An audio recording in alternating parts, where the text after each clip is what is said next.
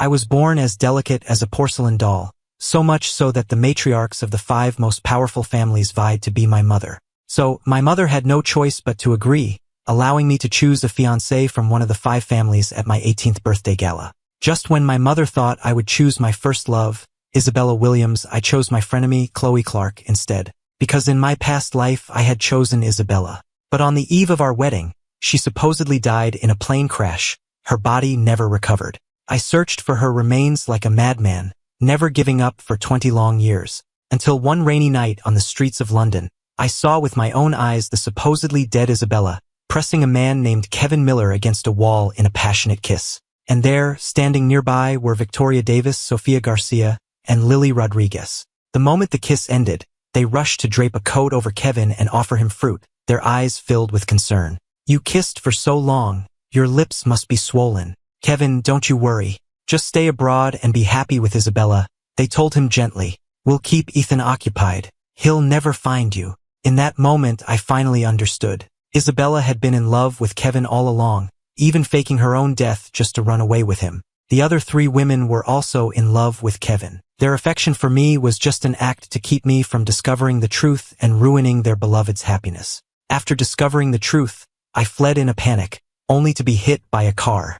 And those 4 stood across the street, watching coldly as I bled out. In the end, it was Chloe Clark, my frenemy since childhood, the woman I had always treated with scorn, who collected my body and wept at my grave. "Ethan, dear," my mother's voice pulled me back to the present. "Are you still there? Your 18th birthday gala is just around the corner." On the other end of the line, my mother's voice was filled with unconcealed anticipation. "Have you decided which of the 5 candidates you'll choose as your fiancé?" I stood before the floor-to-ceiling window, my fingertips tracing the frame unconsciously. "I've made my decision," I said softly. "I knew it," my mother laughed. "You've been chasing after Isabella since you were children. It has to be her, right?" "No," I said, my voice steady. "I'm not choosing her. Mom, I've decided. At my 18th birthday gala, I will announce Chloe Clark as my fiancé. Please ask her to return from London as soon as possible." I paused, my voice quiet but firm. "Actually, it would be best if you and Dad went in person. Otherwise, she probably won't believe it." The line went silent for a few seconds. Though my mother didn't understand my reasoning, she always spoiled me. She sighed. "All right, if you insist. We'll fly to London tomorrow." After hanging up, I let out a sigh of relief and headed upstairs. I opened a hidden compartment in my walk-in closet. Inside sat 4 exquisite gift boxes, neatly arranged. A diamond watch from Isabella, a limited edition collectible from Victoria, a designer belt from Sophia, and a bespoke cologne from Lily. Each one was worth a fortune, and each one was a monument to a past life's lies. I gathered the gifts in my arms and walked out without a backward glance. As I reached the garden, I heard a familiar voice. "Isabella," Kevin Miller said, his eyes red and his voice choked with emotion. "Ethan's gala is almost here. He's so in love with you, he's sure to choose you. You'll be engaged, and I can't be with you anymore. Mr. Hayes is paying for my education. I've already betrayed his trust by secretly enjoying your affection." He lowered his head, his voice trailing off. "You're the heiress to the Williams fortune. I'm just a poor student who can only afford college because of the Hayes family's charity. Just forget about our time together." I stopped in my tracks. Not far away, the 4 women were gathered around Kevin. Isabella's face was grim as she grabbed Kevin's wrist. "Who said you could leave? You don't go anywhere without my permission. Even if he chooses me, you're the only one I love. Don't worry, I've already made arrangements. If he chooses me, I'll stage a plane crash the day before the wedding. I'll give up everything to leave with you." "Kevin, don't worry," Victoria said, gently offering him a handkerchief. "After you 2 run away, the 3 of us will keep Ethan distracted. He'll never find you." Sophia added with a light laugh. "That's right. You and Isabella can just be happy together." "Kevin, with us here, you have nothing to fear," Lily said, her voice doting. But Kevin bit his lip, tears welling in his eyes. "If Ethan finds out, he'll be heartbroken." The 4 women replied in unison, "We only care about you. Whether Ethan lives or dies is none of our concern." Standing behind a tree, I felt an invisible hand clench around my heart. It was true. My life meant nothing to them. In my past life, they had proven it. I walked forward expressionlessly, clutching the boxes, my leather shoes crunching on the gravel path. Mr. Hayes. Kevin's face paled as he hurried toward me. What are you doing here? Let me help you with that, Kevin said, reaching for the boxes. The Hayes family is paying for my college education. I promised I'd do anything to repay you. I don't need your help. Get away from me. Sir, please, don't be a stranger. As we struggled, Kevin suddenly stumbled. He screamed and grabbed my arm, pulling both of us into the adjacent swimming pool. Icy water closed over my head. I can't swim. I thrashed wildly, struggling to break the surface. Help! From the edge of the pool, all 4 women dove in, but none of them came for me. I watched, helpless, as they raced to reach Kevin, while I slowly sank beneath the water. As water flooded my lungs, I vaguely saw Isabella pull Kevin from the pool. Victoria wrapped him in her jacket, Sophia started chest compressions, and Lily called 911. Finally, Isabella tilted Kevin's chin up and pressed her lips to his. I stared, stunned, at Isabella giving him mouth-to-mouth resuscitation. The cold water dripping from my hair was nothing compared to the ice forming in my heart. In my past life, Isabella had been so aloof and pristine that she would wash her hands repeatedly if she so much as brushed against me. I had always thought she was a germaphobe, that she was simply reserved. I believed I could eventually warm her heart. But now I knew the truth. She already had someone she loved, and it had never been me. I used every last bit of strength to haul myself out of the pool,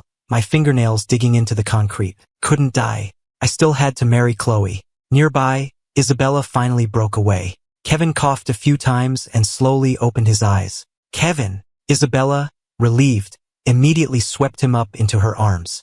I'm taking you to the hospital. She turned and walked away without sparing a single glance for me, soaking wet and shivering. At that moment, the other 3 finally seemed to remember I existed, seeing me there on the concrete. Ethan, dear! Victoria was the first to rush over, with Sophia and Lily right behind her. The 3 of them stood there together, looking like a perfectly composed photograph. Ethan, are you okay?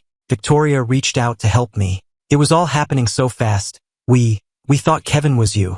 Yes, that's right, Sophia added quickly as Lily handed me a towel. The water was so churned up, we couldn't see clearly. I took the towel, my fingertips numb with cold. What a pathetic excuse. The pool water was crystal clear. Kevin had bleached blonde hair. Mine is black. How could anyone possibly confuse us? You should get checked out at the hospital, Victoria said gently. We'll go with you. I looked up and saw the poorly hidden eagerness in their eyes. They didn't want to accompany me. They just wanted an excuse to go see Kevin. No, thanks, I said, tossing the towel back. I'm fine. That won't do, Sophia frowned. You're completely soaked. You'll catch a cold. If you want to go to the hospital, go by yourselves, I interrupted her. The 3 of them exchanged glances. We're not hurt. Why would we go to the hospital?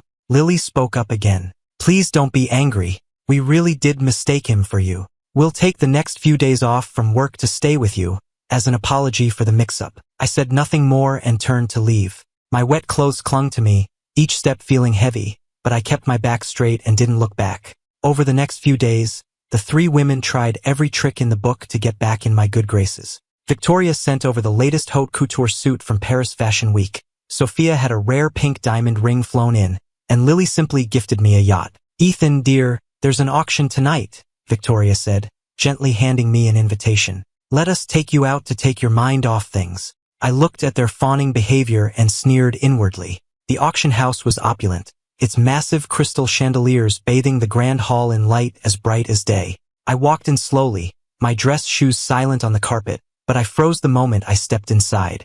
In the VIP section, Isabella was carefully guiding Kevin to his seat. She wore a tailored white dress that highlighted her slender figure, and the almond-shaped eyes that once captivated me were now filled with a tenderness reserved only for the man beside her. When Isabella saw me, her brow furrowed, and she walked over. Her voice was as cold as if she were closing a business deal. Did your mother talk to you about choosing a fiancé? I met her distant gaze. I know you have feelings for me, she began without preamble, but I don't feel the same way. So, don't choose me. With that, she turned and walked away, returning to Kevin's side and hovering over him as if he were a priceless treasure. Ethan, don't be upset. Victoria quickly came to my side, her long fingers resting gently on my shoulder. Isabella has no taste. That doesn't mean others don't appreciate you. Sophia adjusted her gold-rimmed glasses, her eyes smiling warmly from behind the lenses. That's right. The 3 of us adore you. and will always be on your side. Lily, her face a mask of concern, took a glass of champagne from a passing waiter and offered it to me. Here, Ethan, have a drink. Don't dwell on it. I looked at the three women before me, their eyes supposedly full of adoration, and gave a bitter, self-mocking smile. I took the champagne, my fingers unnaturally cold. I'm fine, I said quietly, my voice devoid of emotion. But really, Victoria leaned in, her warm breath tickling my ear. Ethan, after you drove Chloe out of the country, you were left with just the four of us as candidates.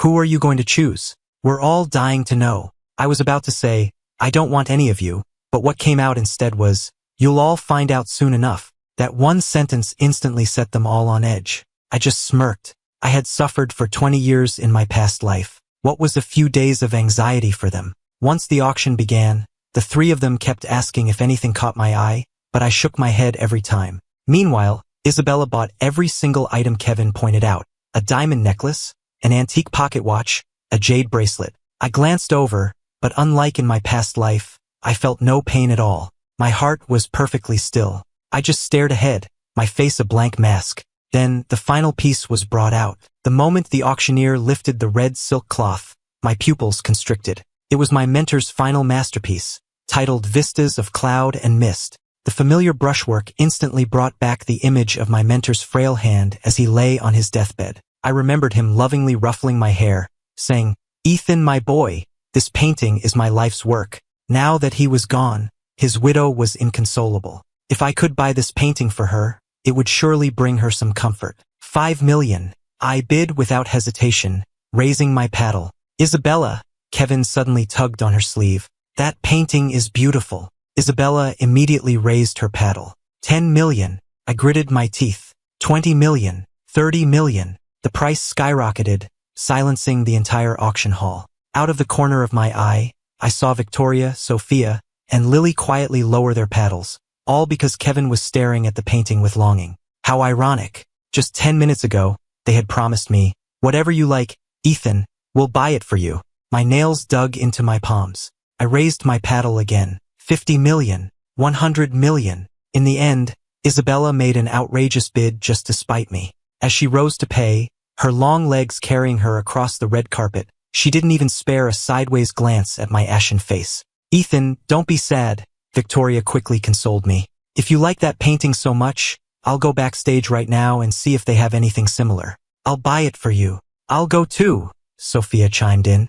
I'll go with them, Lily added. Their retreating figures blurred as they hurried away. I took a deep breath, swallowing the bitterness rising in my throat, and walked directly toward Kevin, who was now the center of attention. The painting, I said, my voice dangerously calm. Name your price. 5, 10, even 20 times what she paid. I'll cover it. Kevin chuckled, a flicker of triumph in his eyes. So the great Ethan Hayes knows how to beg after all. He tilted his head, feigning innocence. But money can't buy everything. And right now, I don't feel like selling. However, if you really want it, I'll give it to you. If you get on your knees and beg. My breath caught. This face, always so frail and helpless in front of the women, was now twisted with an arrogance that made me sick. This was why I had despised him in both lifetimes. I still couldn't understand what those four saw in him. I clenched my fists. I told you, money is not the issue. But I want to see you kneel, Kevin said with a sweet smile.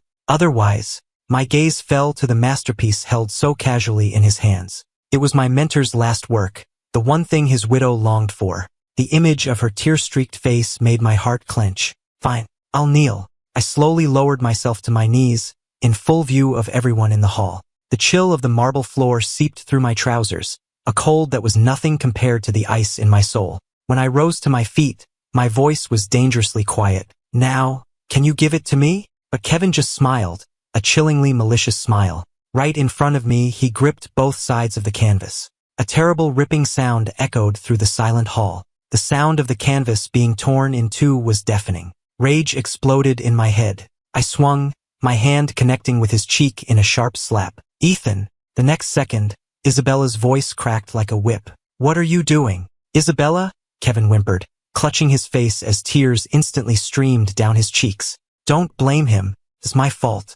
I shouldn't have come to the auction with you. His slender fingers clutched at her dress, his voice perfectly choked. He's in love with you.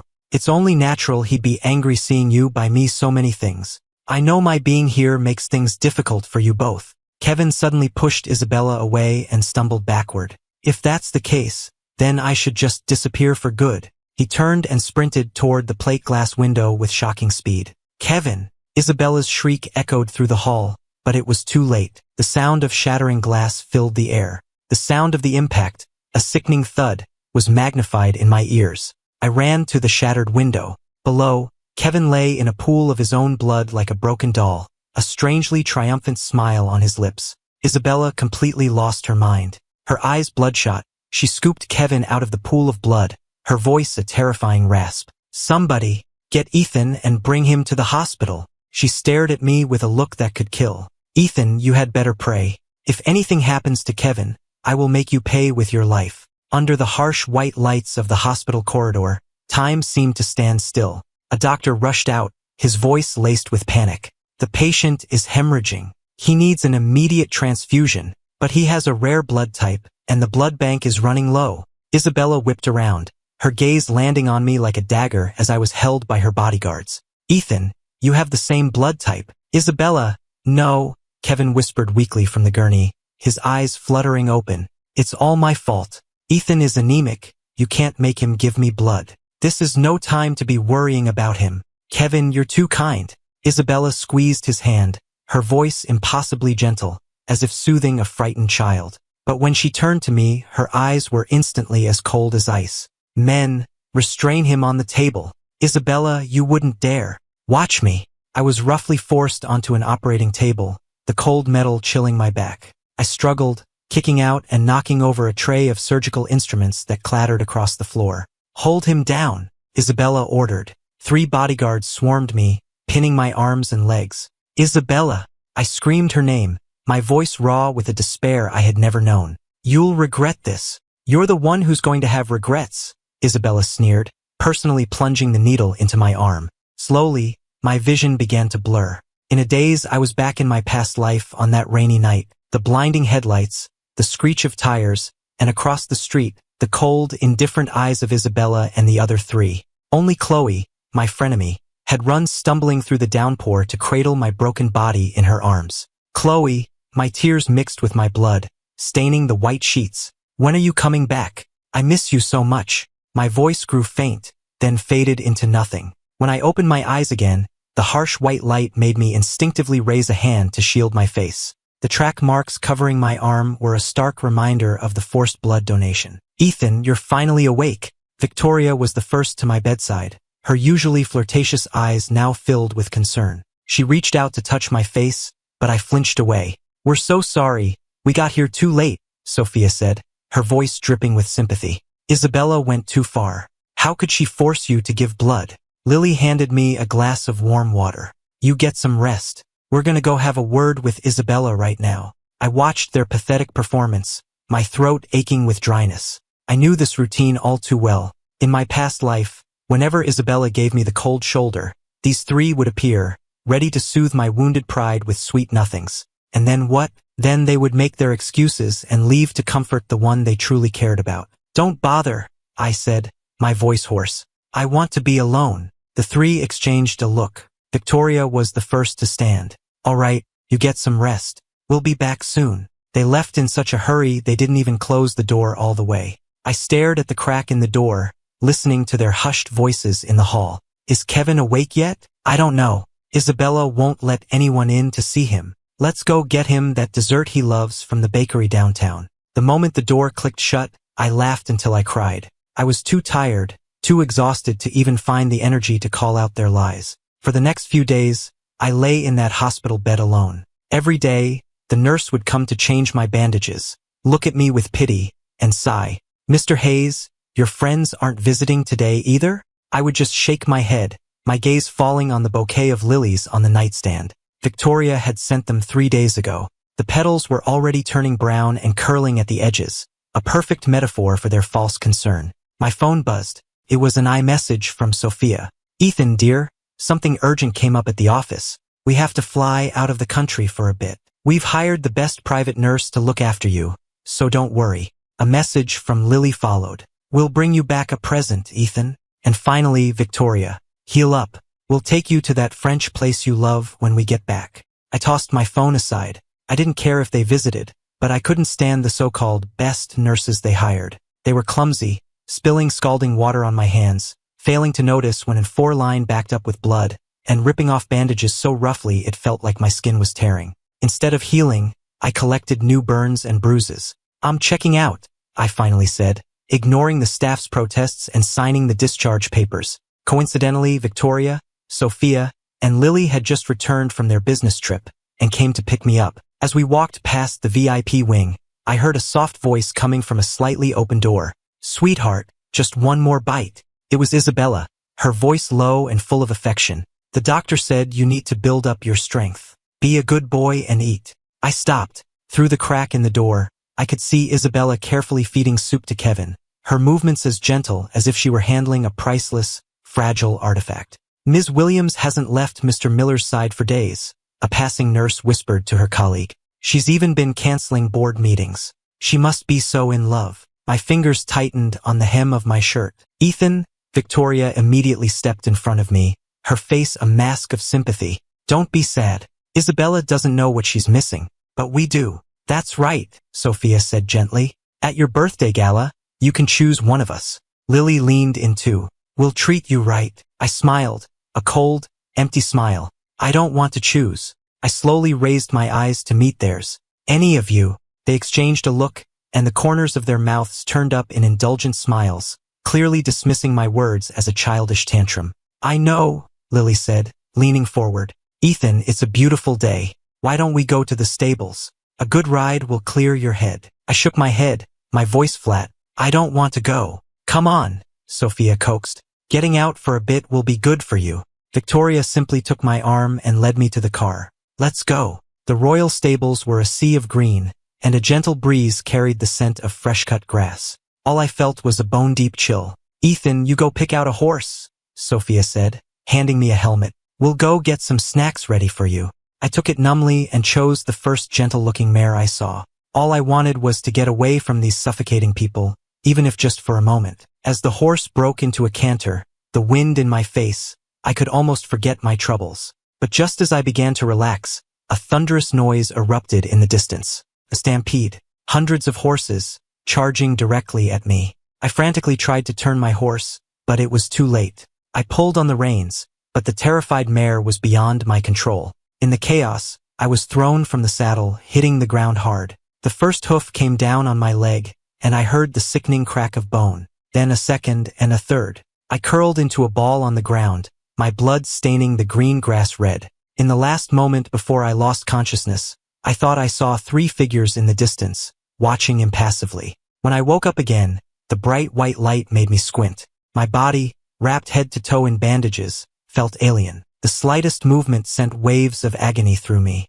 From outside the door, I could faintly hear Isabella's cold voice. "You 3 went too far. I only made him give Kevin some blood. You not only bribed the nurses to mistreat him, you orchestrated a stampede that almost killed him. He has compound fractures all over his body. He almost didn't make it. He shouldn't have messed with Kevin." Lily's voice was chillingly casual. "This was just a little lesson. Having to pretend I like him every day makes me sick." Victoria's words were a poisoned dagger to my heart. If it wasn't for Kevin, who would waste their time playing these childish games with him? I bit my lip so hard I tasted blood. So the accidental burns, the backed up IVs, even this elaborately staged stampede, it was all revenge for Kevin. I didn't understand. Even if they didn't love me, we were childhood friends. They used to ruffle my hair and call me Ethan, dear. They sat by my bedside all night when I was sick. They planned elaborate surprise parties for my birthdays. And now, for a boy they had known for only a few months,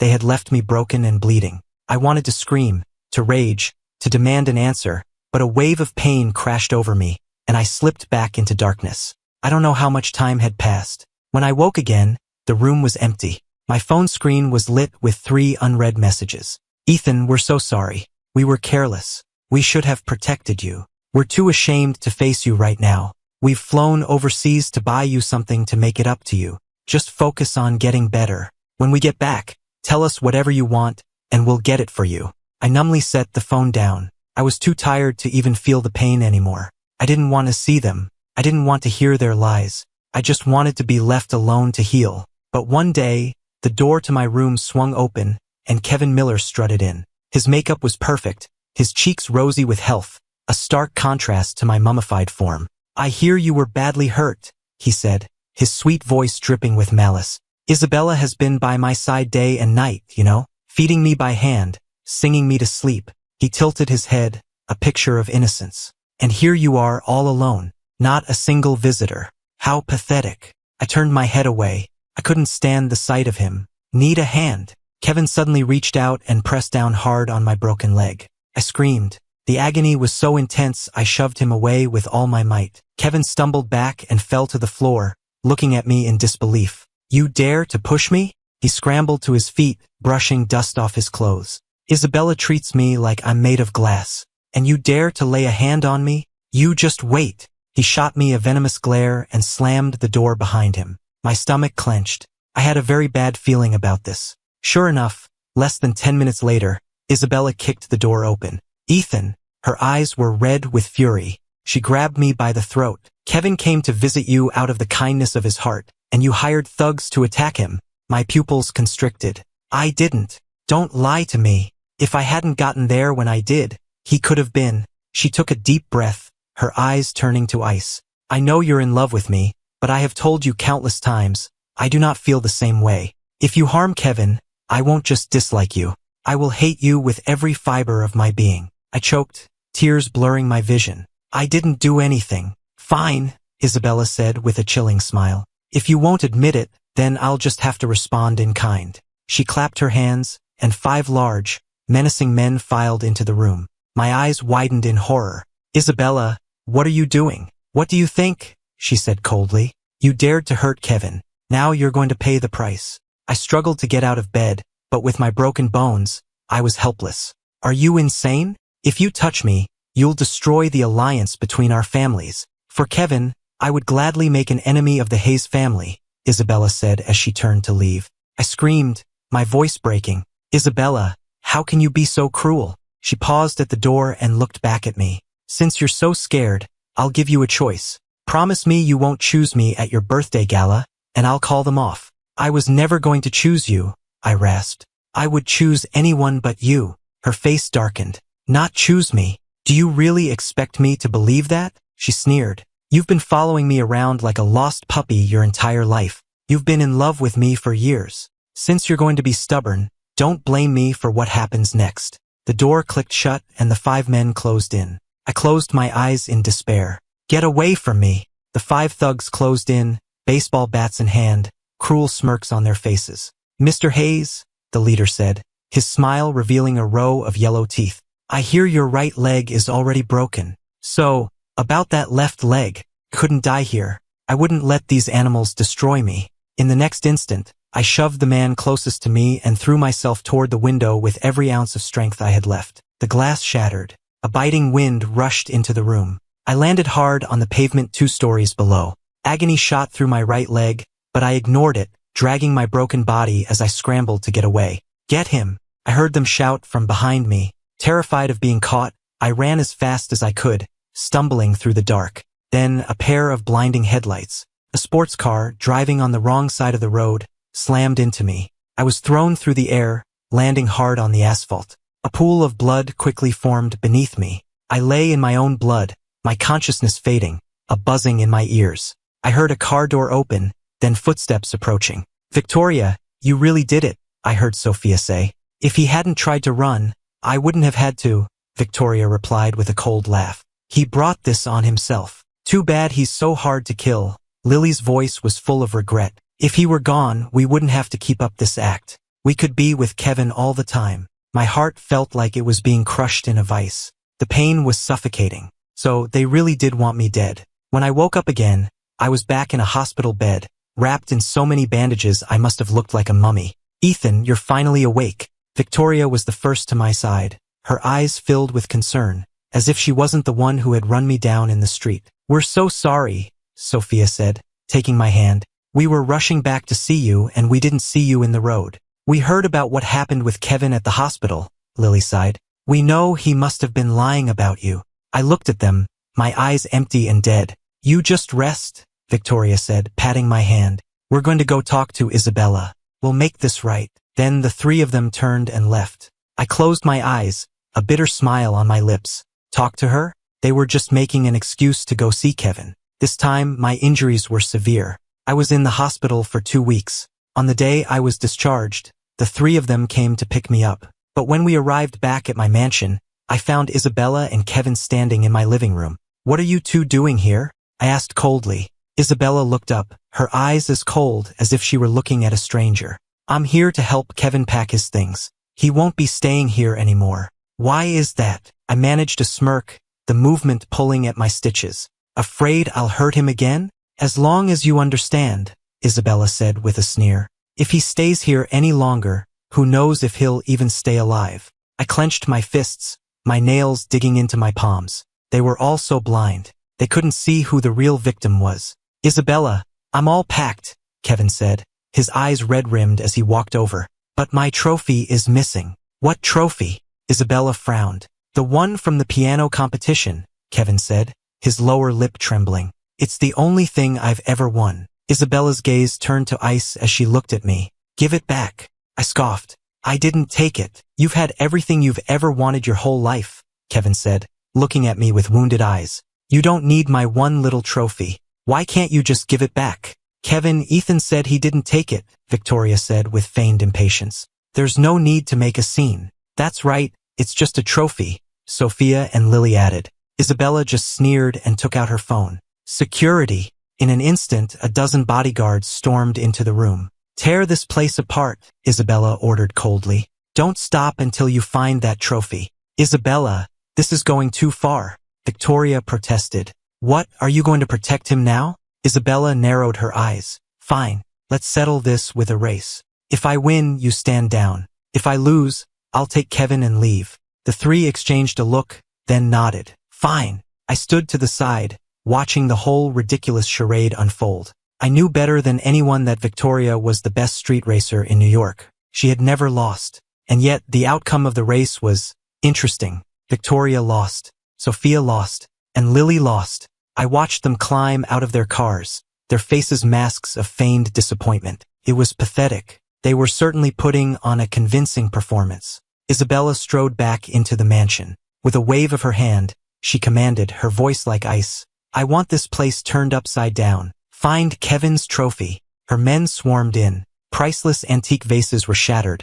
Vintage wines spilled across the floor, and custom furniture was torn to pieces. In minutes, my home was reduced to rubble. I stood in the center of the wreckage, my face a blank mask. My nails dug into my palms, but I felt nothing. All these broken things, they were like my shattered pride, impossible to piece back together. Found it, one of the bodyguards shouted, rushing down the stairs with the cheap, gold-plated trophy. Isabella took the trophy and led Kevin away, a satisfied smirk on her face. As they left, Kevin glanced back at me, a triumphant smile playing on his lips. Ethan, don't be sad, Victoria said, stepping forward to comfort me. We'll build you a new mansion, exactly like this one. That's right, Sophia and Lily added. And we'll replace everything that was broken. I looked at them and suddenly laughed, a bitter, ironic laugh. Don't you ever get tired of the act? The three of them froze. What are you talking about? I didn't answer. I just turned and walked away. I moved into a new villa in the Hamptons and became a recluse, waiting for Chloe to return. I didn't leave the house again until the eve of my birthday, when I went to the most exclusive boutique in the city to be fitted for a suit. But the moment I walked in, I saw Kevin, and we were both looking at the same suit. I'll take this one, I said coolly. The sales assistant recognized me immediately and smiled obsequiously. An excellent choice, Mr. Hayes. This is a limited edition piece. Only a man of your stature could do it justice. She shot a contemptuous look at Kevin. As for some people, perhaps they should look at something else. This is haute couture, not for just anyone. Kevin's eyes welled with tears. He immediately pulled out his phone. Isabella, you have to come quick. I'm being bullied. My stomach dropped. I knew this was bad. I didn't even bother to change. I turned and ran. But as I reached the parking garage, a sharp pain exploded at the back of my head. Then, darkness. When I came to, I was hanging from the side of the Hayes Corporation Tower. 69 stories up, the wind cut at my skin like a knife. I looked down. I was wearing only a thin dress shirt, my skin already turning blue from the cold. "You're awake." Isabella's cold voice came from above me. I struggled to lift my head and met those almond eyes that had once captivated me. Now they held nothing but ice. It was her. She had done this to me. My pupils constricted, my heart seized in my chest. Before I could speak, Isabella leaned down, her fingers gripping my chin.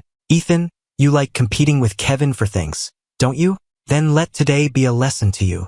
Next time you think about crossing him, remember what happens." She released my chin and walked away without another word, without another glance. I heard her footsteps fade, followed by the muffled sound of voices. "He needs to learn not to compete with Kevin," I heard Victoria say, her voice cold and cruel. "Let's get him down in an hour," Sophia said, her voice light, as if she were discussing the weather. "Why not leave him up there all day?" Lily added with a laugh. "That will give us plenty of time to find Kevin a new suit." Their footsteps faded, leaving me alone, hanging 69 stories above the city.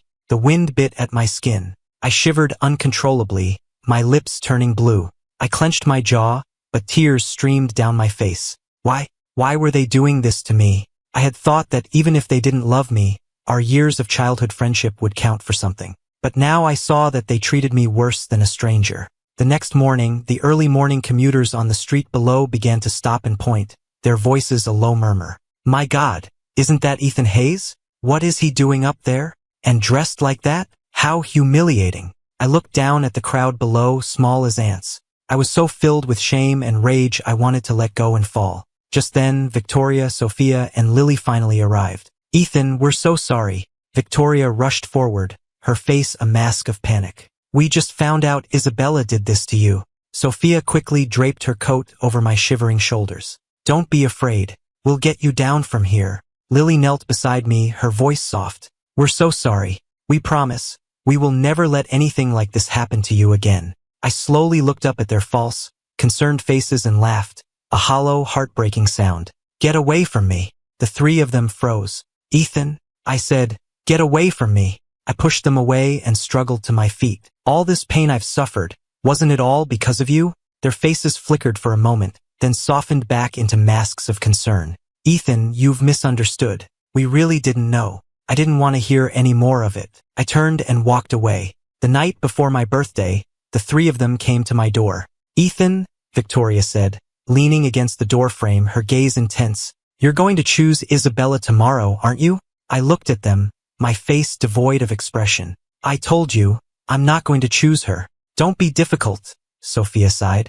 "If Isabella turns you down, don't worry, you still have us." "That's right," Lily said, stepping forward, her voice low. "We love you so much. Why are you so fixated on Isabella? Why can't you just turn around and see us?" It was laughable. What made them think I would ever choose any of them? "Don't worry," I said, turning to face them, my eyes calm. "I'm not choosing any of you." They exchanged a look, clearly not believing me, and left, assuming I was just being difficult. Not long after, Isabella arrived. "Ethan, I know you're going to choose me tomorrow," she said, standing in the doorway, her eyes cold. "I'll accept, but you have to promise me you will never harm Kevin again, or else." "I'm not going to choose you," I interrupted, "so you can give up on that idea."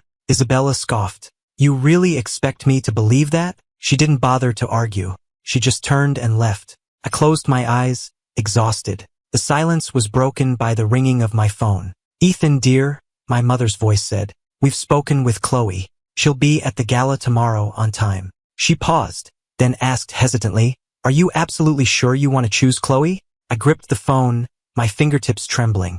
"I'm sure." On the day of my birthday, the ballroom was a sea of glittering crystal and gold. I made my entrance in a white tuxedo, and a hush fell over the room. Victoria, Sophia, and Lily immediately flocked to my side.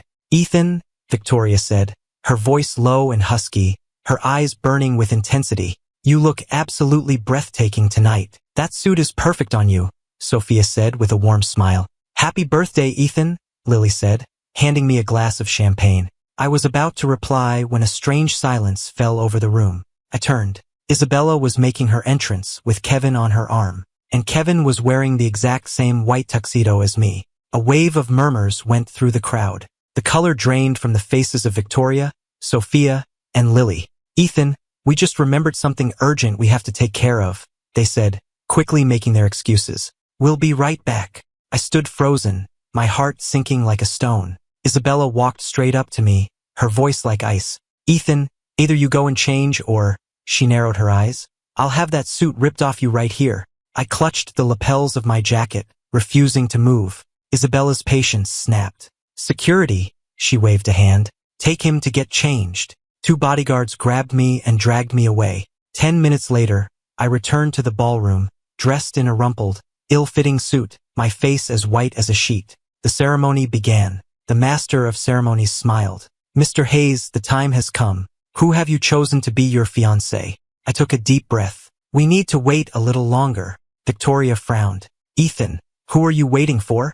Just then, the doors to the ballroom swung open. My parents walked in, and behind them was a woman of breathtaking beauty. She wore a perfectly tailored white pantsuit, her features sharp and severe, and she radiated an aura of breathtaking power. She was back. She was finally back. My eyes instantly filled with tears, blurring my vision. I walked toward her without hesitation, my voice choked but firm. I choose her, Chloe Clark. The room erupted. Everyone knew Chloe and I had been rivals since we were children. We were always fighting. No one could have imagined that she was the one I had been waiting for. The color drained from Isabella's face. She strode toward me.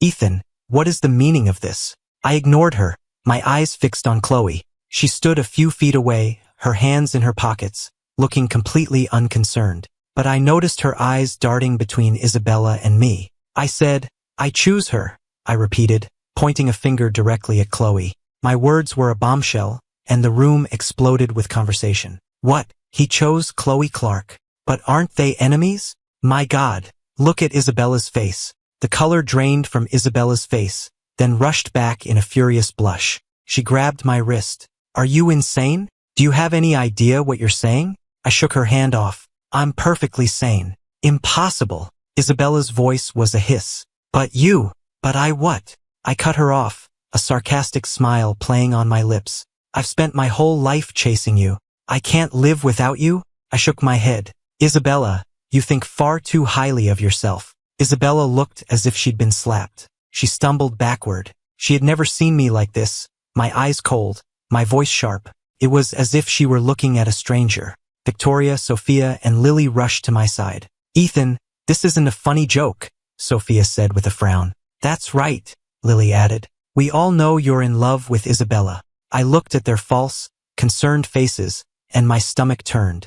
I'm not joking, I said, each word deliberate. I choose Chloe Clark. The room fell silent again. All eyes turned to Chloe, waiting for her reaction. She walked slowly toward me. Mr. Hayes, she said with a cold smile. Don't try to use me in whatever game you're playing with them. I met her gaze without flinching. This isn't a game. Our eyes locked, neither of us willing to back down. The guests around us held their breath, not wanting to miss a single moment. Just then, Kevin pushed his way to Isabella's side, tugging on her sleeve. Isabella, he said, his voice thick with tears. Is he just saying this to make you angry? It's all my fault. I shouldn't have come. Isabella immediately wrapped a protective arm around his shoulders. It's not your fault. She turned to me, her eyes blazing with fury. Ethan, must you humiliate me like this? I looked at the two of them, so close, and felt nothing. I'm not trying to humiliate anyone, I said calmly. I've simply made my choice. Chloe suddenly laughed, breaking the tension. She turned to Isabella. Ethan chose me. Do you have a problem with that? Her tone was casual, but her words carried an undeniable authority. Isabella's face twisted with rage. Chloe, don't get too comfortable. Ethan is just confused. He doesn't love you. So what? Chloe shrugged. It's a marriage contract. Love isn't a requirement. My heart clenched at her words. I knew she was only saying it to provoke Isabella, but the coldness in her voice still stung. Isabella started to speak again, but my father stepped forward. Well, since Ethan has made his choice, that concludes this evening's ceremony. He looked around the room. Thank you all for coming. Please, enjoy the rest of the evening. The guests began to mingle again, but the whispers continued. I watched Isabella storm out, followed by Victoria, Sophia, and Lily, their faces a mixture of confusion and anger. I finally let out a breath I didn't realize I'd been holding. I turned to Chloe, but she was already walking away. Wait! I hurried after her, catching up to her in the hall. Where are you going? She stopped, but didn't turn around. Home. We need to talk. I reached for her arm, but she moved away. There's nothing to talk about. She finally turned to face me, her eyes like ice. I don't know what game you're playing, but I want no part of it. It's not a game, I said, my voice urgent. I'm serious. She stared at me for a long moment, then reached out and tilted my chin up, forcing me to meet her eyes. Ethan, you spent your entire life chasing Isabella Williams, and now suddenly you want to marry me. Her thumb brushed against my lips, but her voice was dangerously cold. Do you really expect me to believe you? My eyelashes fluttered. We were so close I could see my own reflection in her eyes. You don't have to believe me, I said softly. Just give me a chance. She let go of my chin and took a step back. Why? Why? I bit my lip.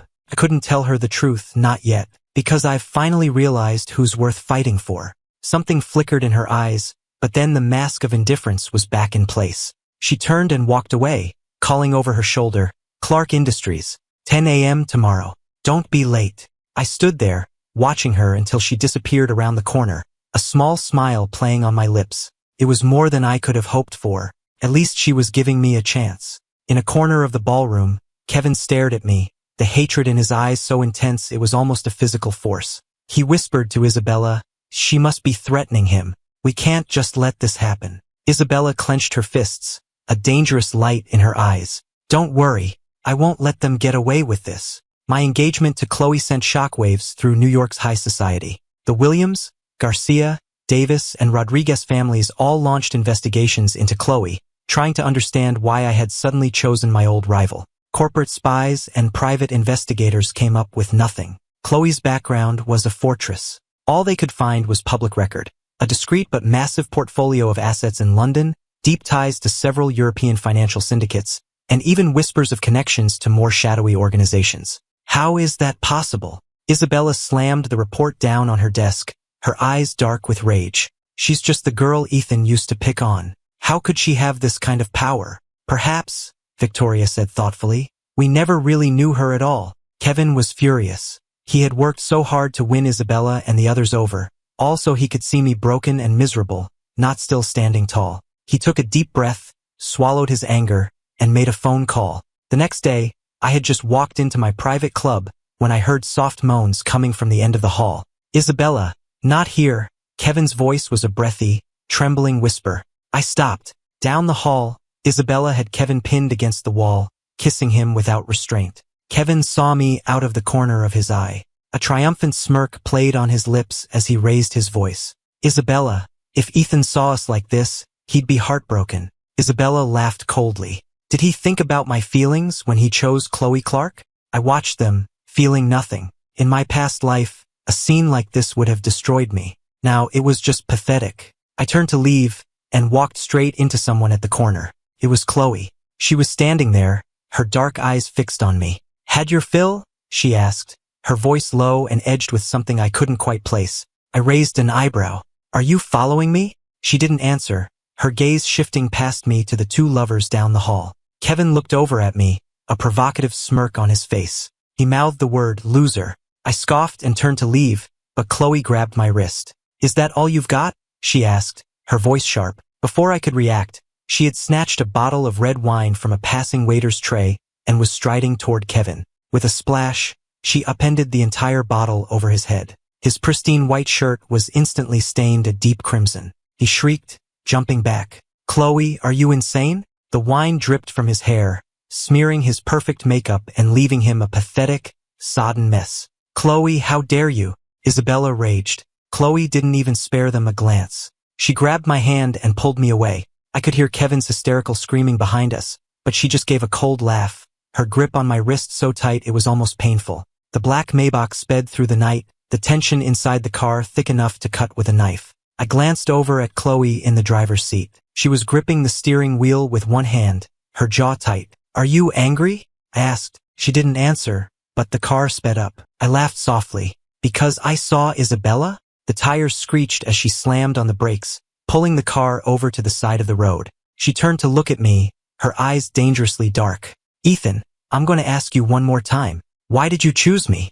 Her voice was quiet, but I could hear the anger simmering beneath the surface. If this was all just to make Isabella angry, then congratulations. It worked. She gave a cold laugh. But don't you dare use me as a pawn in your game. I looked at her for a long moment, then reached out and touched her cheek. She flinched, her anger seeming to evaporate in an instant. Chloe, I said, my fingers tracing the line of her eyebrow.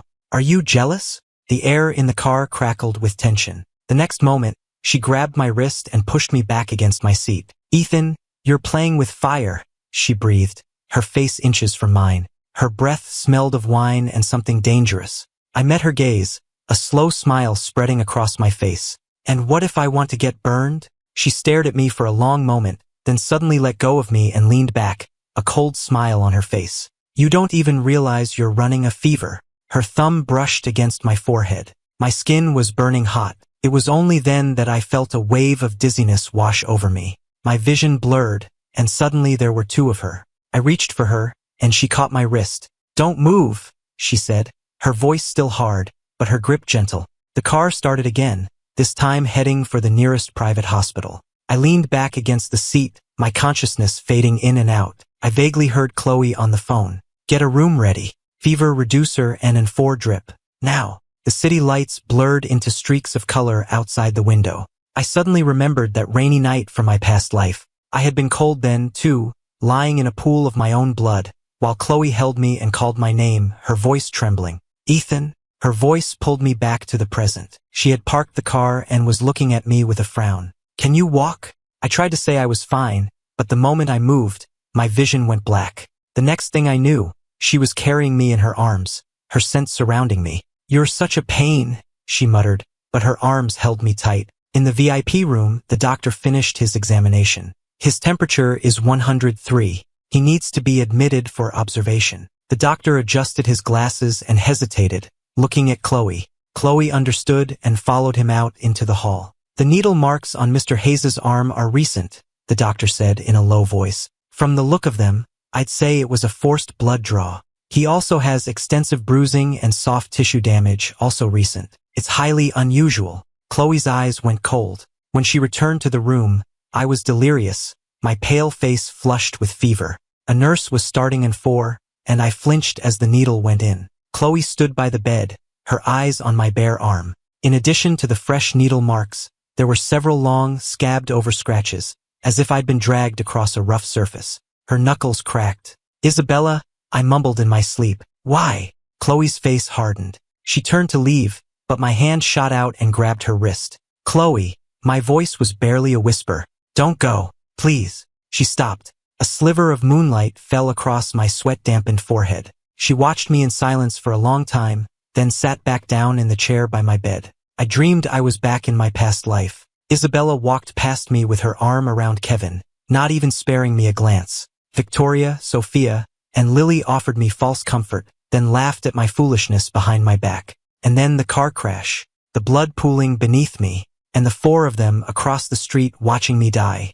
No, I moaned, thrashing in my sleep. Don't. A cool hand touched my cheek. Ethan, a low, clear voice said. Wake up. My eyes flew open. Chloe was leaning over me, her face only inches from mine. In the morning light, I could see the dark circles under her eyes. She hadn't slept. She pulled her hand back, her expression returning to its usual cool indifference. Your fever broke. It was only then that I noticed the four in the back of my hand, the empty bag hanging from the stand, and the glass of water on the nightstand. My eyes burned. In my past life, when I had been sick, Isabella had been too busy with Kevin to even send a text. Thank you, I said softly. Chloe, who had been fastening her cufflinks, paused. Don't mention it, she said without looking up. As long as we're engaged, it's my responsibility to make sure you don't die. I smiled. I didn't call her on her lie. I noticed her jacket tossed over a chair, wrinkled where I must have grabbed it in my sleep. I had a nightmare, I said suddenly. I dreamed that everyone abandoned me. She looked at me. Did the fever fry your brain? It was a good dream, though, I said quietly. Because you didn't. The air in the room went still. For a moment, her expression softened, but then the mask was back in place. She picked up her jacket and walked to the door, but paused with her hand on the knob. Ethan, she said without turning around, how did you get those injuries? I looked down, my fingers tracing the needle marks on my arm. If I told you, I said, looking up with a wan smile, that Isabella forced me to give blood to Kevin, would you believe me? Her back went rigid. She turned, her eyes fixed on my pale smile. The room was so quiet I could hear the drip of the four. Idiot, she said suddenly. I stared at her. What?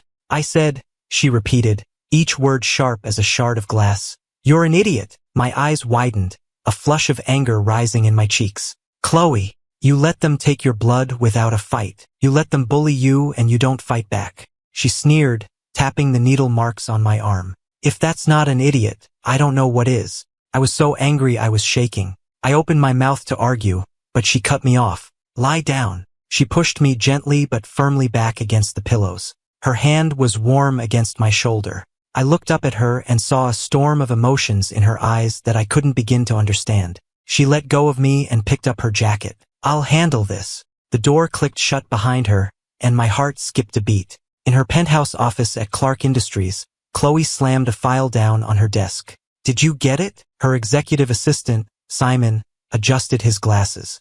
Isabella Williams did requisition several units of Rh-negative blood from New York Presbyterian last month, citing a medical emergency. The date matches the bruising on Mr. Hayes' arm. Chloe's eyes went cold. Also, Simon continued, Victoria Davis, Sofia Garcia, and Lily Rodriguez have been in frequent contact with the manager of the Royal Stables. Before Mr. Hayes' accident, security cameras caught one of their assistants tampering with the horse's feed. The pen in Chloe's hand snapped in two. She was about to speak when her phone buzzed. A news alert popped up on the screen. Source, Ethan Hayes using Clark Industries Heiress to get revenge on ex-fiancée. The photo was of Chloe and me at the gala, maliciously edited to make it look like we were staring lovingly into each other's eyes. Chloe gave a cold laugh and dialed her head of PR. 3 things. First, sue the outlet that published this story for libel. Second, schedule a press conference. And third, she said, her voice dropping to a dangerously low temperature as she looked out the window, release the dossier. That afternoon, New York high society was set on fire.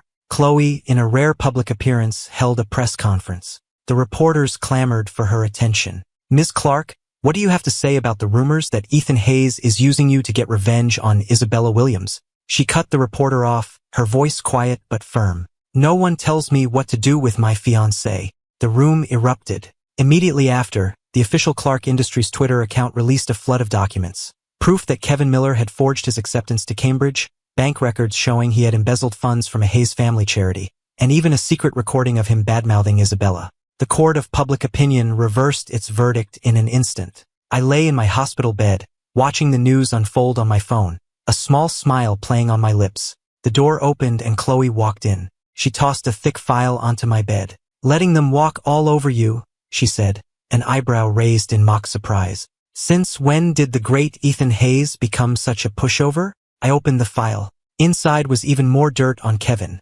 compromising photos with an ex-girlfriend, evidence of massive gambling debts. You certainly are thorough, Miss Clark, I said, looking up at her with a sly smile. She looked down at me, a challenge in her eyes. Are you going to learn how to fight back, or not? I smiled, picked up my phone, and anonymously leaked the most damaging files to every major news outlet and social media platform. Within the hour, the hashtag Kevin Miller is over party was trending worldwide. In the Williams Corporation boardroom, Isabella smashed her tablet against the wall. Ethan, that bastard, how dare he frame Kevin? Victoria frowned, looking at the trending topics on her phone. This evidence doesn't look fake. Shut up, Isabella grabbed her by the collar. Kevin was framed. This has to be Ethan and Chloe working together. Chloe has been making moves to acquire that parcel of land on the west side, Lily said suddenly. The three of them exchanged a look. They knew what they had to do. If they want to play dirty, Sophia said, adjusting her glasses, a cold light glinting off the lenses, then we'll play dirty too. That night, the Williams, Rodriguez, Davis, and Garcia families all publicly terminated their partnerships with Clark Industries. Rumor had it they were also colluding with the banks to freeze all of Chloe's liquid assets. When I heard the news, Chloe was in her study on a video call. I brought her a cup of coffee and heard her calmly giving orders. Liquidate our European bond holdings. Recall the capital. At any cost. The screen went dark, and the room was silent. I set the coffee down in front of her. Do you need my family's help? She looked up at me. And how would you do that? I have 3 diamond mines in my portfolio, I said quietly. They can be liquidated immediately. She stared at me for a moment, then laughed. Ethan, do you have any idea what you're offering? Her gaze was sharp, piercing. The only light in the room was a single desk lamp, casting her in sharp, golden relief. I raised an eyebrow, tapping my finger against the rim of my coffee cup. What does it mean? It means, she said, each word deliberate, that from this day forward, in the eyes of the world, the Hayes and Clark families will be inextricably linked. She narrowed her eyes. If this is just about getting back at Isabella, you don't need to go this far. I slammed my coffee cup down on the table. I was so angry I almost had to laugh. I had just offered her the most valuable assets to my name, and she was still questioning my motives. My silence must have confirmed her suspicions. She straightened up, her eyes turning to ice. I don't need your charity. Charity? I stood up and slapped a file against her chest. Do you really think so little of me? She caught the file as it slid down her chest. She opened it and froze. It was the transfer agreement for my 3 diamond mines in Africa, already signed and notarized. It's not charity, I said, turning to leave. It's a vote of confidence. With my hand on the doorknob, I turned back and, echoing her words from the hospital, said, You're not going to let me lose, are you? She stared at me for a long moment, then a slow smile spread across her face. Of course not. The door clicked shut, and the study was silent again. Chloe sat in her chair, unmoving, for a long time. She looked through the file again. Every page was signed. Everything was in order. This wasn't a spur-of-the-moment decision. I had been planning this. Her phone buzzed. It was a message from Simon. Ms. Clark, the 4 families have partnered with 3 major banks. They're filing to freeze our assets tomorrow morning. Her eyes fell on the valuation number on the last page of the file. It was more than enough to cover the shortfall. She walked to the window and looked out at the glittering city lights. A year ago, when she had left New York, I had still been chasing Isabella. And now, it didn't make any sense. She dialed a number. I want a new investigation into Ethan Hayes. Everything he's done for the past 6 months. Especially his relationship with Isabella Williams. No, wait. Focus on any contact he's had with anyone in London. After she hung up, she found herself tracing the edge of the file with her finger. Her head told her it was a trap, but she couldn't forget the look in my eyes when I had said, It's a vote of confidence. Damn it, she muttered, loosening her tie. The next morning, a seismic shock went through the financial world. Just moments before the 4 families and their partner banks were set to freeze Clark Industries' assets, a London-based consortium announced a $5 billion investment in the company. And even more shocking, the investment had been funneled through the Hayes Corporation. The news sent Isabella into a rage. Investigate, she screamed at her board of directors. I want to know what Ethan and Chloe are planning. Meanwhile, I was sitting in Chloe's office, casually scrolling through the morning's financial news. Satisfied, Chloe said, walking into the office, followed by a team of assistants laden with files. I held up my phone. Impressive work, Ms. Clark. You made the 4 families' grand alliance look like a joke in less than 24 hours. The assistants took the hint and quietly left the room. Chloe walked over to my chair and leaned over me, her hands on the armrests trapping me. Why? She asked, her eyes boring into mine. Those mines were your inheritance from your mother.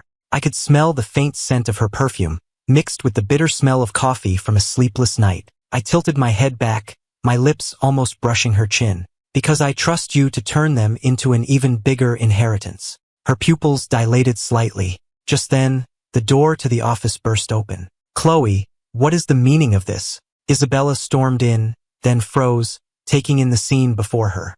I felt Chloe's muscles tense. I laughed softly and pushed her away, straightening my shirt. Isabella, it's rude not to knock. Isabella's face was a mask of fury. Ethan, do you really think she cares about you? Can't you see she's just using you? She doesn't love you. Chloe slowly straightened up, calmly adjusting her cuffs. Did you come all the way down here just to spout nonsense, Isabella? You think this is over? Isabella sneered. The show is just getting started. She slammed the door behind her, and the office was quiet again. I noticed Chloe was still looking at me. What? I raised an eyebrow. Don't tell me you're starting to believe her. She suddenly reached out, her thumb brushing the corner of my mouth. Ethan, she said, her voice low and dangerous. You had better not be playing games with me. I caught her hand, my eyes locking with hers. Chloe, the worst thing a gambler can do is fold mid-hand. I gently bit the tip of her finger. And I never fold. That night, Chloe didn't come home. She went to a private apartment, a freshly delivered investigation file in her hand. The file showed that for the past 6 months, I had cut off almost all contact with Isabella. Instead, I had repeatedly sent inquiries to London, trying to track Chloe's movements. And strangest of all, 3 months ago, I had suddenly sold off every gift Isabella had ever given me and invested the proceeds into an anonymous trust. Chloe stood by the window, lost in thought. She felt like she was missing a key piece of the puzzle. Her phone lit up. It was a message from me. Auction tomorrow. Come with me. She stared at the message, the corners of her mouth twitching into a smile. But she quickly composed herself. She replied with a simple okay, and fed the investigation file into the shredder. Whatever my game was, she would figure it out. But in the meantime, she caught her reflection in the window, a small smile playing on her lips. I stepped out of the Clark Industries building and into the bright sunlight. I was looking down at the confirmation of the mineral rights transfer on my phone when I was hit by a wave of cloying perfume.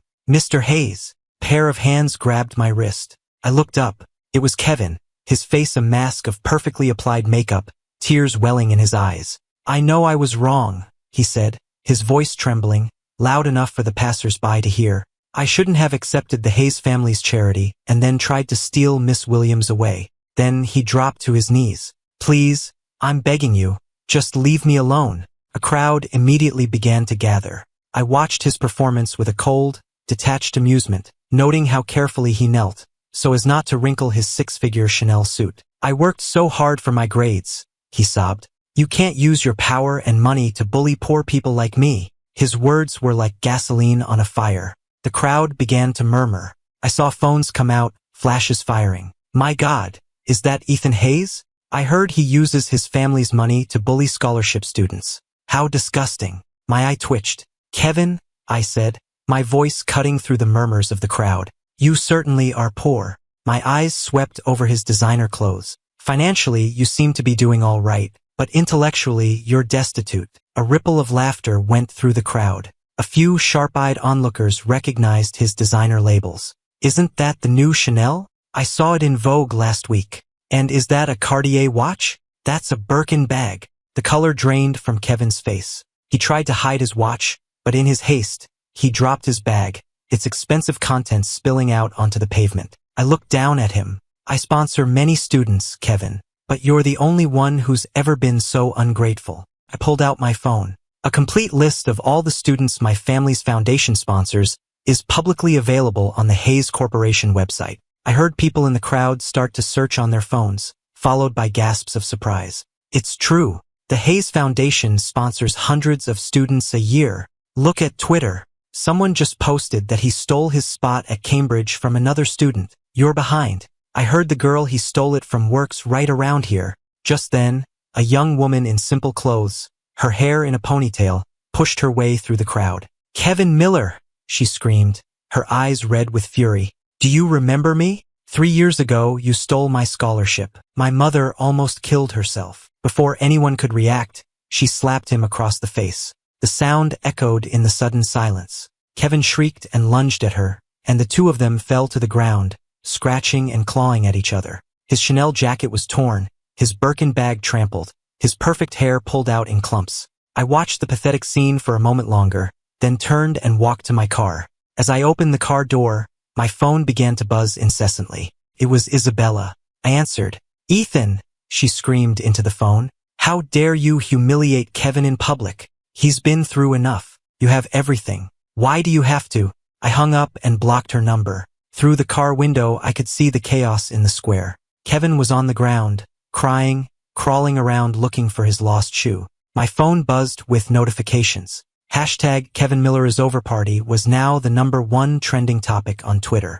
I scoffed and told my driver, let's go. We had only gone 2 blocks when my phone rang again. This time it was Chloe. All taken care of? She asked, her voice low and amused. I raised an eyebrow. News travels fast, Ms. Clark. I could almost hear her smile. The video is already trending. It would be hard to miss. Intellectually destitute. Your vocabulary is improving, Ethan. I looked out the window at the passing city.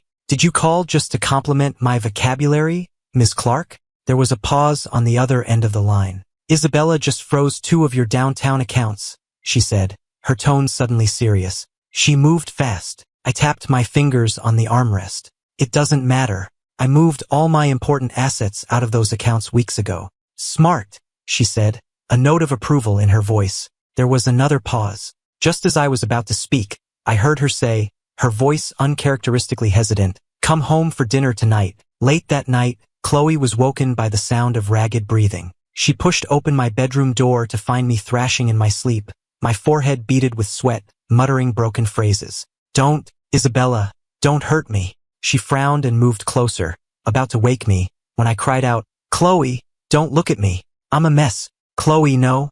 Her hand froze in midair, her pupils constricting. She had no memory of such an event, but my words were so specific, so vivid. It was as if I were reliving a real memory. And stranger still, I spoke as if I had actually seen her collecting my body. The next morning, Chloe sat in her study, a thick investigation file open on the desk in front of her. "It's all here," Simon said, adjusting his glasses. "Mr. Hayes's behavior over the past 6 months has been a complete departure from his previous patterns. And strangest of all," he said, pointing to a timestamp document, "the day before Isabella was scheduled to fake her death, Mr. Hayes liquidated every investment he had in her family's company." Chloe's eyes darkened. "Go on." "And this," Simon said, producing a medical record. "3 months ago, Mr. Hayes was hospitalized with a fever of 104. The first thing he did when he woke up was send a team to London to find you." Chloe's fingers tapped against the desk, the rhythm quickening. All the evidence pointed to one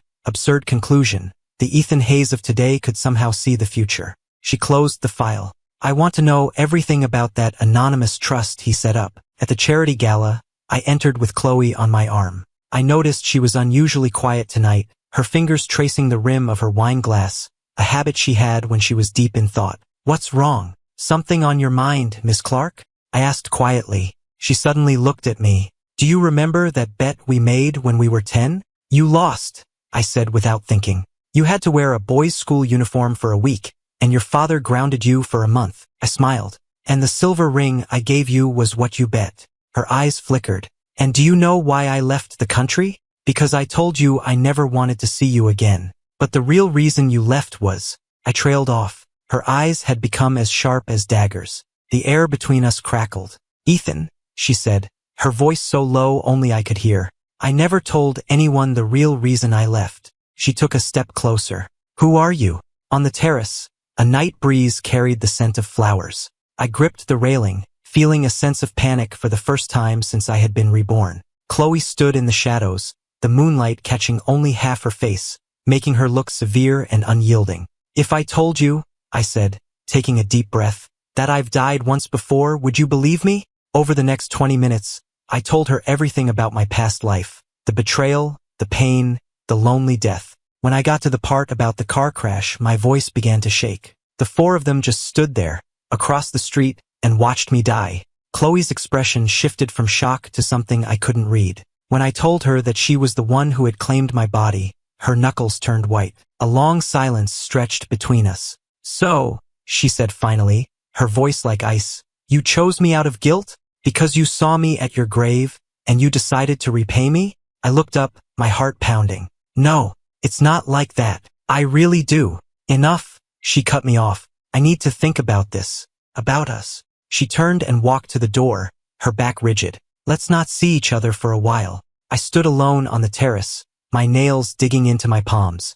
I should have known. Chloe was too proud to ever accept a relationship born from pity. From inside, I could hear the sound of laughter, and Isabella's triumphant voice rising above the din. "Looks like Miss Clark and Mr. Hayes have had a falling out." I wiped the moisture from my eyes and straightened my shoulders. Just as I was about to leave, my phone buzzed. A notification from my bank in London. The ownership of my 3 diamond mines had been transferred back to my name. A text from an unknown number followed. "We're even." I froze. What did that mean? Our business was concluded. Did that mean we were too? In Chloe's private wine cellar, a crystal glass caught the amber light of the single bare bulb. She had already finished half a bottle of Macallan, but the bitter taste in her mouth remained. The alcohol couldn't numb the memories. It only made them sharper.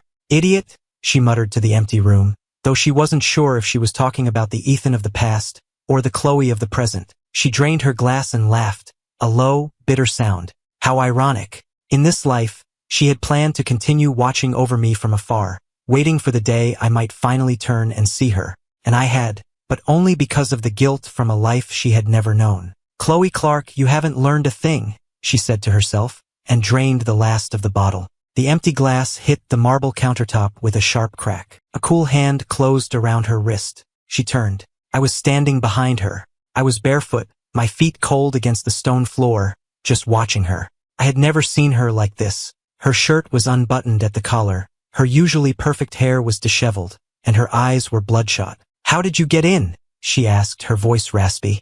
I held up a key. I won it in a bet, remember? She remembered. The spare key I had won from her all those years ago. She turned away. Are you here to gloat? I took the glass from her hand and finished the last of the whiskey. The alcohol burned my throat, but I pushed through the pain. I'm here to tell you that I didn't choose Isabella because she betrayed me. You.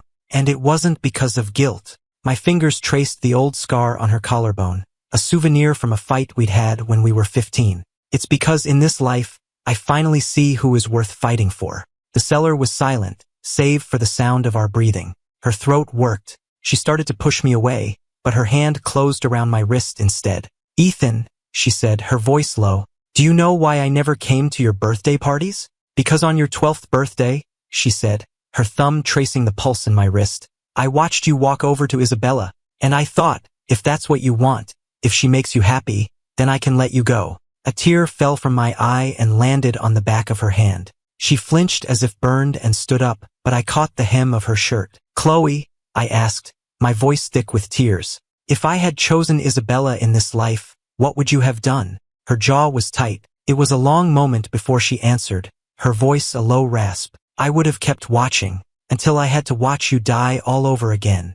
Her words shattered the last of my defenses. She swept me up into her arms and carried me up the stairs. I struggled in her arms. Put me down. She kicked open the bedroom door and tossed me onto the bed, her movements surprisingly gentle. You're bleeding. I looked down and saw that I had cut my feet on the broken glass in the cellar. She returned with a first aid kit and knelt, carefully removing the shards of glass from the soles of my feet with a pair of tweezers. I flinched as she cleaned the cuts with an alcohol wipe. Serves you right, she muttered, but her touch was gentle. When she had finished, she stood to leave, but I wrapped my arms around her from behind.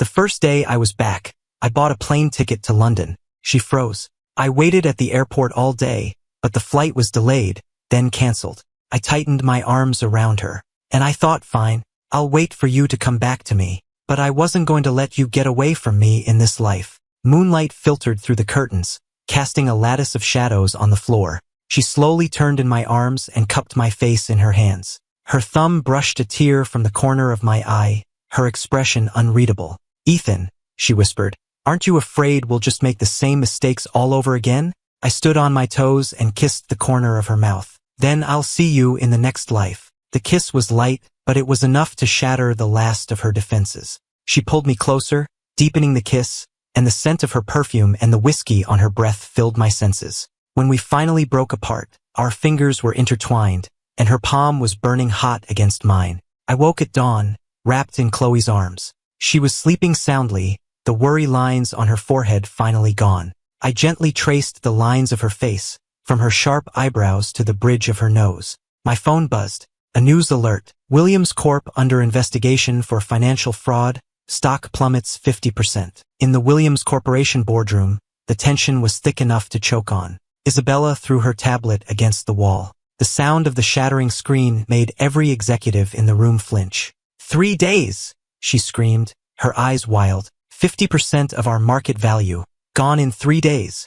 Who leaked the fraud allegations? The CFO stammered, Ms. Williams, the audit report does show $8 billion in unaccounted funds. Shut up, she grabbed him by the tie. I don't pay you to tell me what the problem is. She turned to her legal team. Sue Clark Industries for slander. The head of her legal department wiped sweat from his brow. Ms. Williams, the evidence Chloe Clark released is ironclad. It even includes secret recordings of our conversations with the bank. Isabella went still. She released the CFO and walked slowly to the window, looking out over Wall Street. Fine, she said, a cold smile on her face. Very well. She dialed a number. Victoria. It's time for Plan B. In Chloe's office at the top of the Clark Industries tower, I was leaning against her desk, looking over a file. The Williams family just liquidated all their overseas assets, I said, tapping a line of data on the page. Looks like she's going all in. The Davis and Garcia families terminated 3 of our joint ventures this morning, Chloe said without looking up from the document she was signing. Lily is playing even dirtier, I said with a small laugh. She's trying to poach our entire R&D department. Chloe finally looked up, a dangerous glint in her eye. Let her try. The entire senior research team is under a non-compete. She took off her glasses and rubbed the bridge of her nose. She'll be paying us $2 billion in damages. I leaned over and smoothed the worry lines from her forehead. You're sexy when you're sleep-deprived, Ms. Clark. She caught my hand. Ethan, this is an office. So, I said, a slow smile spreading across my face. It's not like. Before I could finish, Simon knocked and entered. Ms. Clark, Isabella and the 4 families are shorting our green energy division. Chloe and I exchanged a look. We both smiled. The next week was a bloodbath. Isabella used every connection she had to drive down our stock price, and Chloe bought back the shares at a discount. Victoria tried to poach our R&D team and got slapped with a multi-billion-dollar lawsuit. Sophia started a rumor about a product defect, and I live-streamed a tour of the factory floor to debunk it. And Lily, poor Lily, the cryptocurrency she had invested her entire fortune in, was exposed as a Ponzi scheme, and she became a laughingstock overnight. Mr. Hayes, Ms. Clark, Simon said, rushing into the office. Latest news. Isabella just mortgaged the Williams family estate. I was just adjusting Chloe's tie. My fingers stilled. Is she insane? Chloe took my hand. She's desperate. I laughed and fell into her arms. Meanwhile, at Williams Corporation, chaos reigned. Useless. Isabella screamed, her office in shambles around her. All of you are useless. The banks. Why won't they extend our credit? Her secretary stammered. Chloe Clark convinced the Fed to launch an investigation. Isabella froze. She grabbed her car keys and ran, but she was ambushed by a horde of reporters in the parking garage. Ms. Williams, do you have any comment on the allegations of embezzling employee pension funds? Is it true your father has written you out of his will? Mr. Miller is claiming to be pregnant with your child. Do you have a comment? Isabella scrambled into her car, only to find Kevin sitting in the passenger seat. Isabella, he said, his eyes red-rimmed. I have an idea, a way to win this. Get out, she said, shoving him. If you hadn't provoked Ethan, none of this would have happened. He stumbled against the car door, the tears in his eyes turning to venom. Late that night, I was driving back to the apartment alone. I had just parked the car when I heard footsteps behind me. Before I could turn, a cloth soaked in chloroform was pressed over my face. As I struggled, I saw Kevin's twisted face. It's time to pay your debts, Mr. Hayes. In the last moment before I blacked out, I managed to hit the emergency button on my phone. Chloe was in a meeting when her phone buzzed. A location pin, followed by a red exclamation point. My SOS signal. The entire boardroom watched in stunned silence as their CEO slammed her fist on the table. Get the car, she roared. Now! I woke up in an abandoned chemical plant, the air thick with the smell of chemicals. I was tied to a rusty metal chair, my wrists raw and bleeding. I looked at Kevin, who was pacing in front of me like a caged animal, and said, my voice surprisingly calm, "You're not going to get away with this." "Shut up," he shrieked, his nails leaving 3 bloody scratches on my cheek. "When Chloe gets here, you're both going to die." Behind him, 5 large men were setting explosives. "Mr. Miller," one of them said nervously, "you said this was just a kidnapping." Kevin threw a stack of cash on the floor. "Take the money and shut up." My eyes widened. The package at Kevin's feet was a block of C4, enough to level the entire building. The roar of an engine grew louder, and then a black SUV smashed through the factory doors. The driver's side door flew open, and a shot rang out. Chloe dodged, then returned fire, hitting the gunman in the knee. Her face was smeared with blood. She had fought her way in. "Chloe!" Kevin shrieked, pulling me up and pressing a knife to my throat. "One more move and I'll cut his pretty face." Chloe dropped her gun. I struggled against my bonds. "Are you crazy? Get out of here. He's got a..." Kevin clamped a hand over my mouth, the knife leaving a thin line of blood on my cheek. "So touching, Miss Clark," he said, kicking the detonator at his feet. "Get on your knees and beg me, and I'll let him go." Her eyes were dark with rage, but she knelt. Not good enough. Kevin laughed, a wild, unhinged sound. I want you to beg. Tears streamed down my face. I shook my head, a muffled sob escaping my throat. Chloe slowly lowered her head. Just as her forehead was about to touch the ground, a shot rang out, and Kevin's hand exploded in a spray of blood. Chloe sprang to her feet and pulled me into her arms. Look out, I screamed. As she turned, a long knife plunged into her back, the blade emerging from her chest. Blood sprayed across my face, hot and sticky. I watched her stagger, but she still shielded me with her body, firing 3 shots and killing her attacker. Chloe! I caught her as she fell, my voice breaking. Why did you come? She leaned against the wall, blood bubbling at her lips. Her trembling hand reached up to touch my face. She smiled, a weak, bloody smile. Because you're my fiancé. In the distance, sirens wailed. Kevin screamed and lunged for the detonator. With the last of her strength, Chloe raised her gun. A single shot. The bullet hit Kevin in the shoulder, and he went down, screaming. Chloe's arm fell to her side. I sat outside the ICU, a statue carved from grief. I was still wearing my blood-soaked clothes, my hands shaking uncontrollably. Is she going to die? I asked suddenly. Simon, his eyes red, shook his head. Have faith in Ms. Clark. You're still here. I looked down at the dried blood on my hands. Had she felt the same panic, the same despair, when I had died in my past life? On the 7th day, the heart monitor began to beep erratically. I jolted awake from a fitful sleep and saw Chloe's fingers twitch. Doctor! My voice was gone. I slammed the call button. She slowly opened her eyes. Her gaze was unfocused for a moment, then settled on my face. My tears fell onto her hand. She slowly raised her hand and brushed a tear from the corner of my eye. Ugly, she whispered. I laughed through my tears, pressing her hand to my cheek. You're the ugly one. Taking a knife to the chest and still trying to look cool. Her oxygen mask fogged with her breath. She moved her fingers and I leaned closer. If I had lost to them, she whispered, her voice barely audible, would you have regretted choosing me? I shook my head, my tears soaking the white sheets. In my last life, you were the one who buried me. In this life, I'll be the one who lives for you. The heart monitor began to beep wildly. The doctor rushed in, then stopped, stunned by the scene before him. The famously stoic CEO of Clark Industries was clutching the hand of the heir to the Hayes fortune, tears streaming down her face. A month later, Chloe stood by the window of her hospital room, unwrapping the last of her bandages. I wrapped my arms around her from behind, my cheek resting against the scar on her back. The doctor said, you can go home today. Isabella was sentenced to 15 years for attempted murder. Kevin had a complete breakdown and was committed to a psychiatric hospital. She said. I pinched her waist playfully. Is that all you have to say, Miss Clark? She suddenly turned and pressed me against the window. The sunlight streamed past her, casting a dappled pattern of light on my skin. Ethan, she said, and then she kissed me.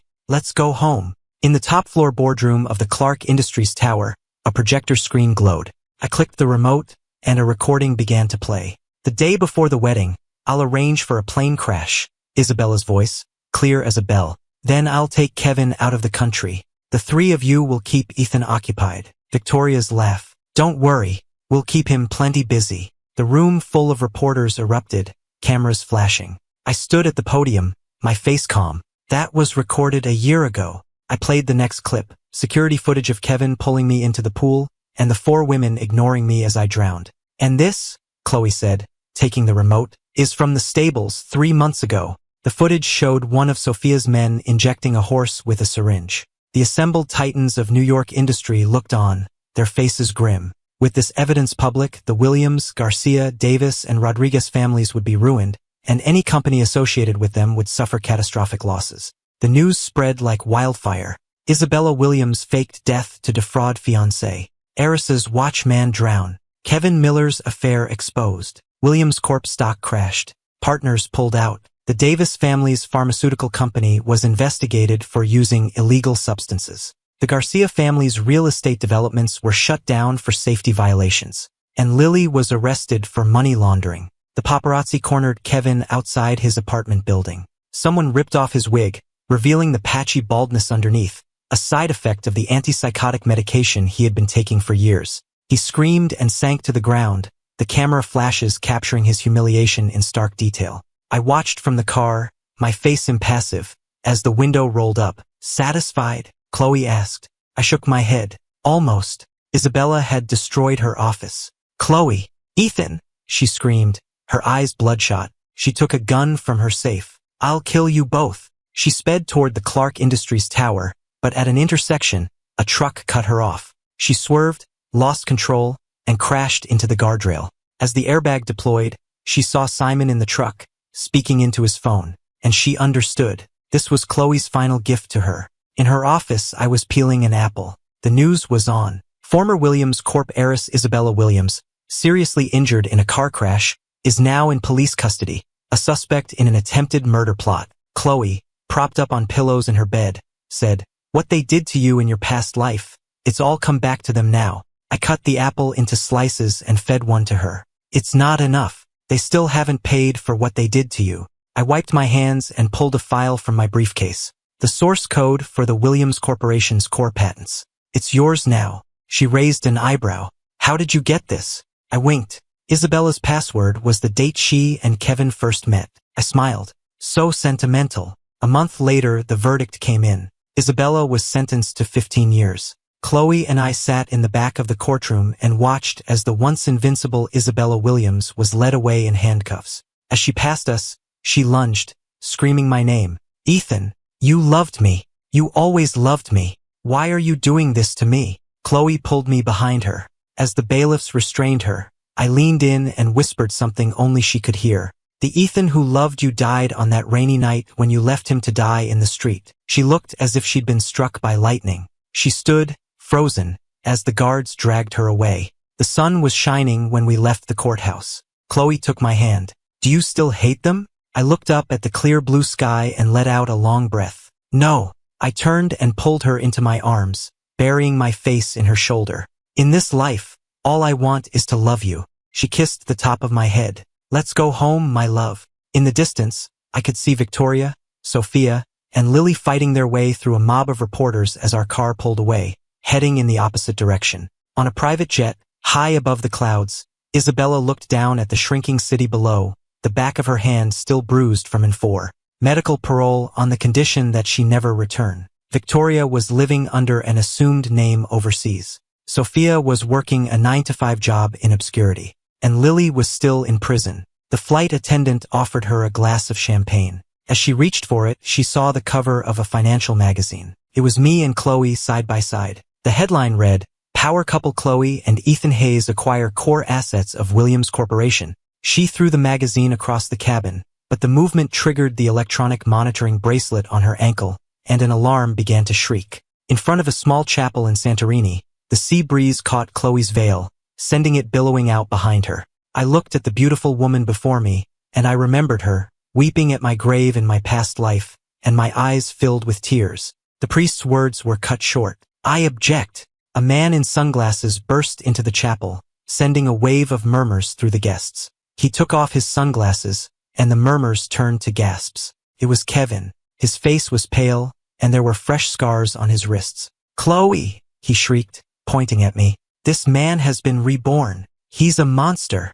The chapel was silent. The blood froze in my veins. I looked at Chloe, but she was calmly adjusting her cufflinks. "Security," she said, her voice calm. "Remove him." For security guards grabbed Kevin and dragged him away. "You'll pay for this," his screams fading as they dragged him out of the chapel. "Ethan, I hope you rot in hell." Chloe covered my ears and kissed me. As the guests applauded, she rested her forehead against mine. "Did I win this time?" she whispered. I smiled and kissed her back. "You already won." 3 years later, we redecorated the top floor of the Clark Industries tower. I supervised the hanging of vistas of cloud and mist, which Chloe had bought and had painstakingly restored at 3 times its original cost. "Ms. Clark, he skipped lunch again," Simon said, handing her a tablet. "I can't get him to eat." On the screen, I was secretly scraping the lunch the nutritionist had prepared into the trash. Chloe closed her laptop and went out to buy me the spicy noodles I had been craving.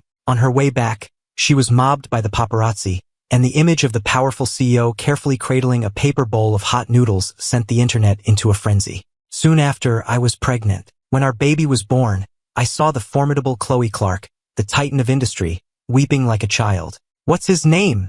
the nurse asked, smiling. Nathan, I said softly. On the day of Nathan's 1-month birthday, I found a locked safe in our closet. The combination was the date of my rebirth. Inside was the investigation file. You, I turned. Chloe was standing in the doorway, holding our son. I've known for a long time, she said, putting our sleeping son in his crib and wrapping her arms around me from behind. I started investigating the day your parents came to see me in London. She kissed the top of my head. Rebirth. It's insane. But you believed me. Because it was you. On a misty spring morning, I placed a white rose on an unmarked grave in a quiet cemetery. My own. Chloe stood beside me, holding an umbrella, our son in her arms, reaching out a tiny hand to catch the raindrops. Who's Daddy talking to? Our son asked, his voice a sweet, childish lisp. Chloe knelt and gently touched the cold stone. Someone very important. I turned, my eyes blurring with tears, and saw my wife's gentle face through the rain. I stood and wrapped my arms around my wife and son. In this life, I said, I'll be with you until the very end. On the drive home, Nathan slept soundly in his car seat. I leaned my head against Chloe's shoulder and saw that the lock screen on her phone was our first family photo, taken in the delivery room. 2 lifetimes, and finally a happy ending. My superstar actress wife of 3 years, Chloe, suddenly developed mind-reading powers, and I was completely clueless. I was still trying my best to play the role of the villainous rival, all to push her and her first love back together.